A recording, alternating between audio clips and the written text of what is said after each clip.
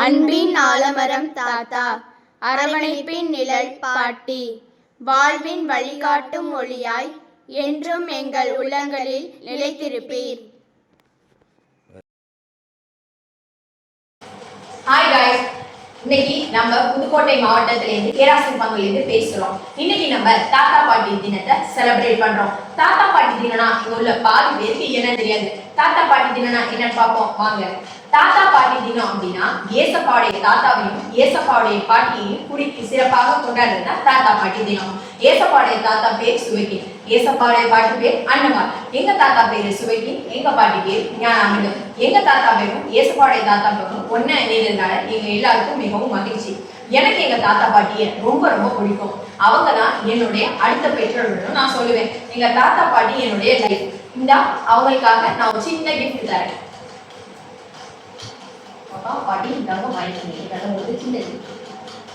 Hi guys, நாங்களும் எங்க தாத்தாவோட செல்ல பேத்திங்க தான். எனக்கு எங்க தாத்தா பத்தி ரொம்ப பிடிக்கும். இன்னைக்கு நாம தாத்தா பாட்டி தினத்தை கொண்டாடிட்டு இருக்கோம்.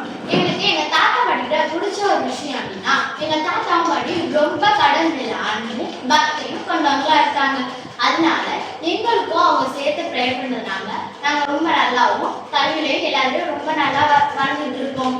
எனக்கு அதனால ரொம்ப பிடிச்சிருக்கு. இந்த தாத்தா பாட்டிக்கு என்னால முடிஞ்ச ஒரு சின்ன கிட்ட நான் தரேன்.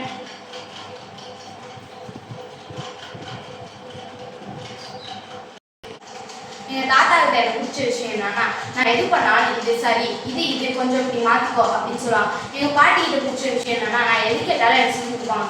எனக்கு பிடிச்ச 2 பெஸ்ட் ஃப்ரெண்ட்ஸ் அப்படின்னாலும் எங்க தாத்தா பாட்டி தான். என்னால முடிஞ்ச சின்ன கிஃப்ட்.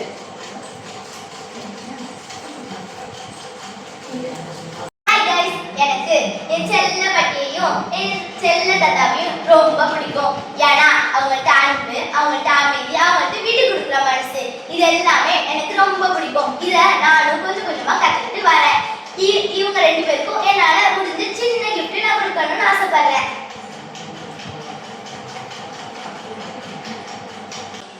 ஹாய் गाइस, எங்க தாத்தா பத்தியை நான் கடல் மாதிரி பார்க்குறேன். நான் எங்க தாத்தா பத்தியை லவ் பண்ணேன். நீங்களும் உங்க தாத்தா பத்தியை நான் ஒரு சின்ன கிஃப்ட் கொடுக்குறேன். வணக்கங்க. என் தாத்தா பட்டியை ஏன் பிடிக்கும்னா நான் எது கேட்டாலும் வாங்கி தருவாங்க. நான் சின்ன கிஃப்ட்.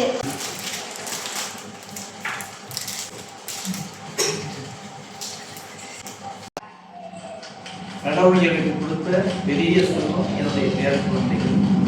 என் பேர குழந்தைகள் அனைவரும் இறைபக்தியிலும் ஞானத்திலும் சிறந்து விளங்க வேண்டும் என்பது என்னுடைய ஆசை. அதன்படி அவர்களை வளர்த்து வருகிறேன். அவர்கள் வளர்வார்கள், நல்ல பிள்ளைகளாக இருப்பார்கள் என்பது இறைவனின் சித்தமும் என்னுடைய ஆசை.